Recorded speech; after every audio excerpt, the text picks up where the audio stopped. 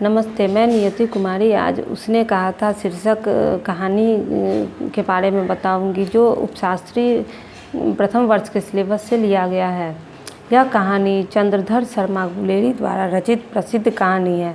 अमृतसर के bamboo coat वालों के मोहल्लों में 12 साल की उम्र में अपने मामा के यहाँ जाने पर बाजार में मिली 8 साल की लड़की से दुकान पर लहना सिंह की भेंट हो जाती है। दुकान से सौदा लेकर जब दोनों लौटते हैं तो लड़की को छेड़ने के लिए उससे कुड़माई अर्थात सगाई की बात पूछता है। उस लड़की धत कहकर उत्तर देती है।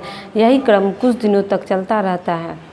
शुद्ध मन से की गई छेड़छाड़ धीरे धीरे प्रेम में बदलने लगती है। लेकिन एक दिन अपने प्रश्न के उत्तर में लड़की उसे यह बताती है कि हाँ हो गई है, यह देखो रेशम से कढ़ा हुआ सालू। यह सुनते ही लड़का अशांत व निराश हो जाता है। वह रास्ते में अनेक हरकतें करता है। वहाँ चलते हुए अनेक आने जाने वाले से टकराता हुआ वह घर पहुँचता है।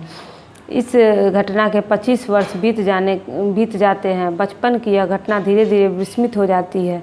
लहना सिंह मिलिट्री में दाखिल होकर नंबर 77 राइफल्स का जमादार हो जाता है। एक बार मिलिट्री में 7 दिन की छुट्टी लेकर जब वह ज़मीन की पैरवी करने अपने गांव आता है, उसी समय प्रथम महायुद्ध छिड़ जाता है। परंतु अपने स्थान पर लौटने का उसे हुक्म मिलता है। उसी के साथ सूबेदार हजारा सिंह का खत भी मिलता है कि वह लौटते हुए उनके घर से होकर निकले। पुत्र बोधा सिंह के साथ तीनों साथ साथ चलेंगे। लहना सिंह के प्रति सूबेदार का विशेष प्रेम था। इसलिए वह मना नहीं कर पाता है। वह सूबेदार के यहाँ पहुँचता है। वहाँ सूबेदार हजारा सिंह कहता है कि सूबेदारनी तुम्हें जानती है, इसलिए जाते वक्त उससे मिलते हुए जाना। वहाँ दोनों ने एक दूसरे को पुनः पहचाना। उनको वही बचपन की अमृतसर वाली बीती बातें याद आ जाती है।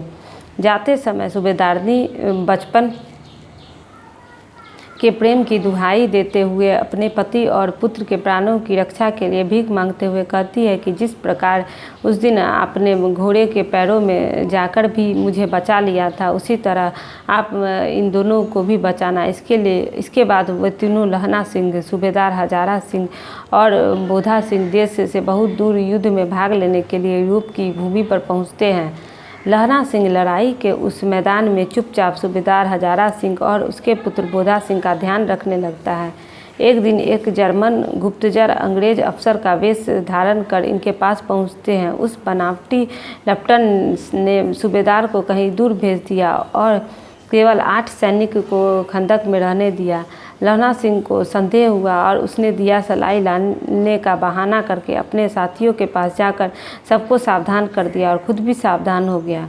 उसने देखा कि वह लेफ्टिनेंट खंदक में छोटे छोटे बम रखकर रस्सी से उन्हें जोड़ता जा रहा है। वह पूरे खंदक को ही उड़ाना चाहता था। लहना सिंह ने तुरंत ही वजीरा सिंह को सूबेदार को समाचार देने के लिए भेज दिया। इधर वह जर्मन जासूस जो ही दिया सलाई जलाने जा रहा था कि लहना सिंह ने अपनी बंदूक उल्टी करके उसकी कुल्ही पर दे मारी। इससे दिया सलाई उसके हाथ से गिर गया। इसके बाद वह उसे अच्छी तरह पीट कर चिगड़ी के पास से ले जाकर उसकी जेबें टटोलने लगा। उसकी जेब में कुछ नहीं मिला, किंतु वह उसके पैंट की जेब टटोलना भूल गया। उस जर्मन जासूस ने मौका पाते ही पैंट की जेब में से पिस्तौल निकाल कर लहना सिंह पर गोली चला दी। वह गोली उसकी जांघ में लगी और खून बहने लगा। उधर पिस्तौल की आवाज़ सुनते ही 70 जर्मन निकल आए और दोनों पक्षों में घमासान युद्ध हुआ। इसी समय सूबेदार भी दूसरे सैनिक लेकर आ पहुंचा और परिणाम स्वरूप वे सारे जर्मन सैनिक मारे गए। तुरंत ही डॉक्टर व घायलों को ढोने के लिए गाड़ी भी आ पहुंची। लहना सिंह ने अपना घाव छिपाकर बोधा सिंह को उस गाड़ी में पहले चढ़ा दिया और सूबेदारनी को कहलवा दिया कि उसने जो कहा था वह मैंने कर दिया। गाड़ी के वहाँ से जाते ही लहना सिंह वहीं लेट गया और थोड़ी ही देर में पुरानी बातों को याद करते करते परलोक सिधार गया। दूसरे दिन समाचार पत्रों में उसकी मृत्यु की खबर आई। इस प्रकार लहना सिंह ने अपने प्राणों की बाजी लगाकर युद्ध भूमि में सूबेदार हजारा सिंह और उसके बेटे बोधा सिंह के प्राणों की रक्षा की।